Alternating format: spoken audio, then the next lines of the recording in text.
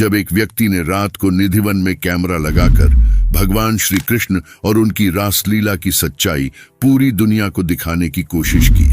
आखिरकार क्या था निधिवन का वो सच जो उस व्यक्ति ने कैमरे में कैद कर लिया।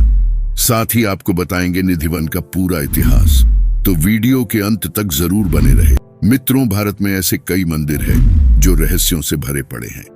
जहां जगन्नाथ मंदिर की मूर्ति में दिल धड़कता है, तो वहीं तिरुपति बालाजी मंदिर की मूर्ति को ही पसीना आता है। लेकिन निधिवन का रहस्य इन सबसे अलग है। कहा जाता है निधिवन में भगवान कृष्ण रात को आते हैं और गोपियों के साथ रासलीला रचाते हैं। अब इस बात में कितनी सच्चाई है, आइए जानते हैं। मित्रों, भगवान श्री कृष्ण रात को न सिर्फ गोपियों के साथ रासलीला मानते हैं, बल्कि मंदिर में उन्हें चढ़ाया हुआ पान अपने मुंह में चबाते हैं। जो बिस्तर रात को उनके लिए बिछाया जाता है, दूसरे दिन वो बिखरा हुआ मिलता है। भगवान श्री कृष्ण मंजन भी करते हैं। जो प्रसाद उनके लिए चढ़ाया जाता है, उसे वो खाते भी है। ये बात हम नहीं, बल्कि वहां के पंडित द्वारा बताई गई है। दूसरे दिन जब मंदिर का दरवाजा खुलता है, तो पंडित खुद वो सारी चीजें बताता है जो रात को इस्तेमाल की गई हैं। लेकिन अब आप में से कई लोग ये सोचते होंगे कि क्या पता मंदिर के अंदर कोई चुपके से चला जाता होगा और वो ये काम कर देता हो।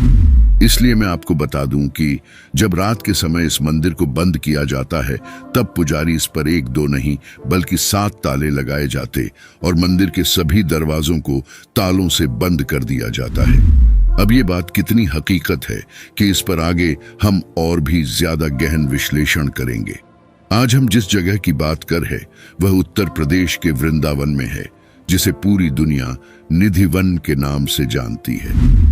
यहाँ न सिर्फ भारतीय आते हैं, बल्कि विदेशों से भी काफी ज्यादा लोग आते हैं। यहाँ श्री कृष्ण का एक मंदिर है जिसे रंग महल कहते हैं, जहाँ श्री श्याम कुंज बिहारी की नित्य विहार लीला होती है। इस मंदिर के दरवाजे अपने आप ही खुलकर बंद हो जाते, लेकिन ये किसी ने कभी नहीं देखा। हालांकि लोग इस संबंध में अपने अनुभव जरूर बताते हैं। मान्यता अनुसार इस मंदिर को तानसेन के गुरु संत हरिदास जी ने अपने भजन से राधा कृष्ण के युग्मित रूप को साक्षात प्रकट किया था।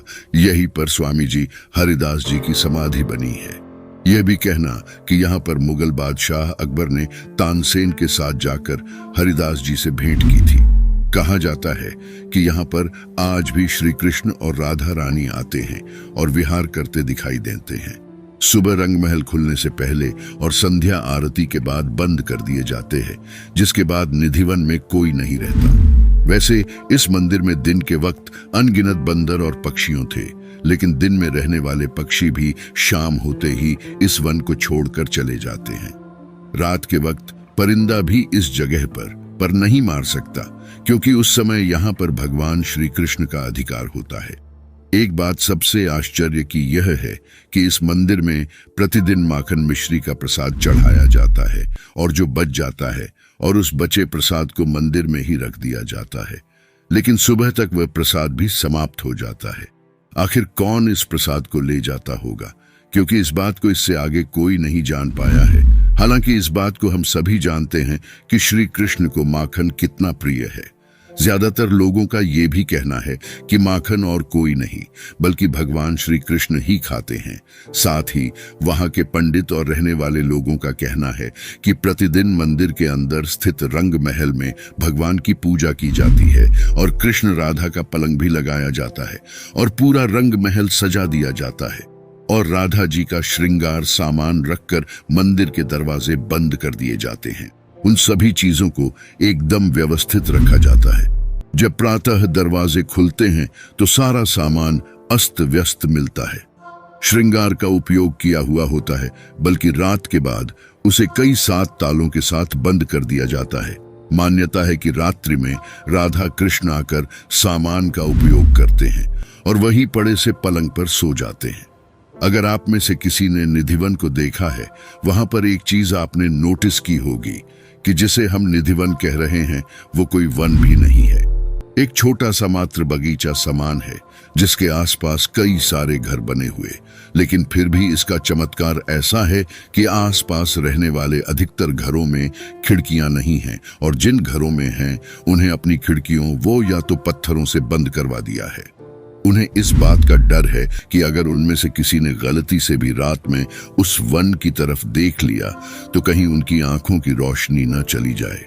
ये भी कहा जाता है अगर यहाँ कोई छुपकर रासलीला देखता है वो अगले दिन पागल हो जाता है, तो इसलिए रात में यहाँ कोई भी नहीं रुकता, और जिसने भी यहाँ पर रात को रुककर उस रहस्य को जानने का प्रयास किया है वह सुबह बेसुध और आनंदित सा मिलता है, और बाद में 2 या 3 दिन के बाद उसकी मौत तक हो जाती है।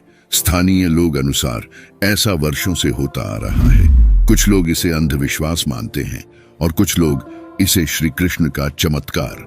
हालांकि सच क्या है ये तो शोध का ही विषय है, लेकिन अब आपके दिमाग में एक सवाल जरूर आ रहा होगा कि इस वन में आखिर होता क्या है, कैसे भगवान आते हैं और कैसे इतनी सारी गोपियां वन में आ जाती है। दोस्तों, जिस पेड़ की हम बात कर रहे हैं वह आम पेड़ नहीं बल्कि सिर्फ किशन के सबसे प्रिय पेड़ यानी तुलसी के पेड़ हैं। यहाँ पर 2 पेड़ एकदम करीब लगे हैं और करीबी कई अलग अलग लगे हुए हैं। लोग ऐसा दावा है कि दोनों युगल पेड़ राधा कृष्ण में बदल जाते हैं और बाकी सभी गोपियां बदल जाते हैं, जिसके बाद भगवान श्री कृष्ण की रास लीला शुरू होती है और सुबह वापस से वे अपने उसी पेड़ के रूप में आ जाते हैं। कहते हैं कि उन तुलसी के पेड़ की जड़ जमीन के अंदर तक जाती है, यानी कि पेड़ बाहर बड़ा होने की बजाय जमीन के अंदर फैलता है और बाहर से पेड़ वैसा के वैसा ही रहता है, मतलब कि एकदम हरी भरी रहती है। किसी भी वक्त क्यों ना हो, इन पेड़ों की हरी भरी चमक कभी नहीं जाती। लेकिन अब हम बात करेंगे वहां पर गए न्यूज चैनल की टीम के साथ क्या हुआ था, क्योंकि वहां पर निधिवन के पेड़ को एक डोरी से बांध दिया गया था, क्योंकि उन्हें हर किसी की तरह इस बात पर भी यकीन नहीं हो पा रहा था कि ऐसा भी भला कुछ हो सकता है। इसलिए सबसे पहले तो उन्होंने भगवान श्री कृष्ण के रंग महल में कैमरा लगाने की बात की, लेकिन मंदिर के पुजारी ने इस बात पर सहमति नहीं दी, जिस वजह से ने उस मंदिर के बाहर कैमरा लगा दिया जिसे 7 दरवाजों के अंदर बंद किया जाता है। उस पर अपना 8वां ताला और लगा दिया और उसकी चाबी अपने पास रख ली ताकि कोई अंदर न जा सके और ये बात लोग पता चल सके कि कोई अंदर जाकर वो चीजें नहीं करता। और एक बात ये भी थी कि रात भर वो कैमरा वहीं पर चालू अवस्था में पड़ा रहा, जिसे दरवाजे के 8 ताले लगे हुए थे। एक बात और ये भी थी कि उस ठीक दरवाजे के अलावा रंग महल में जाने के लिए दूसरा कोई रास्ता भी नहीं था।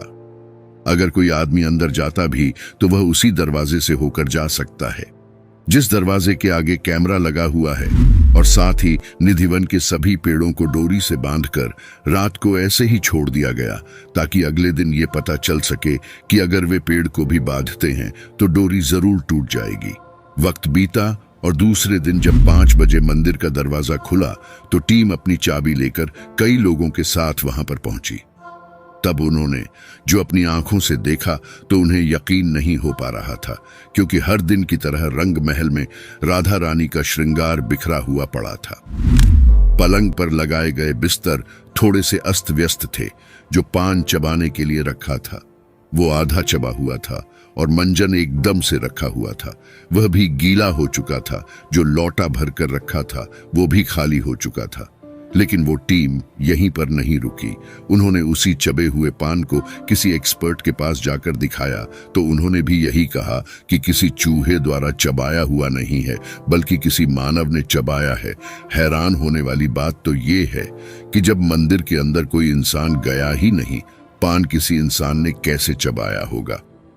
फिर उन लोगों ने निधिवन के उन पेड़ों के पास जाकर देखा जहां पेड़ों को डोरियों को बांधा था, तो वहां पर भी वैसे ही डोरी टूटी हुई नजर आएगी, मगर ये मान लिया जाए कि किसी जानवर ने किया होगा। लेकिन वहां पर किसी 1-2 पेड़ की नहीं बल्कि जितने भी पेड़ थे उन सभी पर डोरी बांधी गई थी और वो जमीन एक साथ टूटी हुई मिली थी, क्योंकि जानवर इतना भी समझदार नहीं होता कि वह हर एक पेड़ के पास जाकर उसको तोड़ेगा। निधिवन की इस हकीकत का वीडियो काफी ज्यादा वायरल हुआ था। श्रीमद् भागवत के 10वें स्कंध में रास मझधार में भगवान श्री कृष्ण द्वारा शरद पूर्णिमा को यमुना पोली में गोपिकाओं के साथ महारास के बारे बताया गया है। आज भी शरद पूनम पर निधिवन में रास लीला होती है और ये विशेष रास लीला लेकिन कोई इसे देख नहीं सकता, मुझसे महसूस किया जा सकता है। बस दोस्तों, आप में से कौन कौन निधिवन के इस रास के बारे पहले से जानता था और उसे भी कोई अधिक जानकारी जो आपके पास है जो हमसे मिस हो गई हो तो हमें कमेंट करके जरूर बताएं। साथ ही जय श्री राधे कृष्ण जरूर लिखें।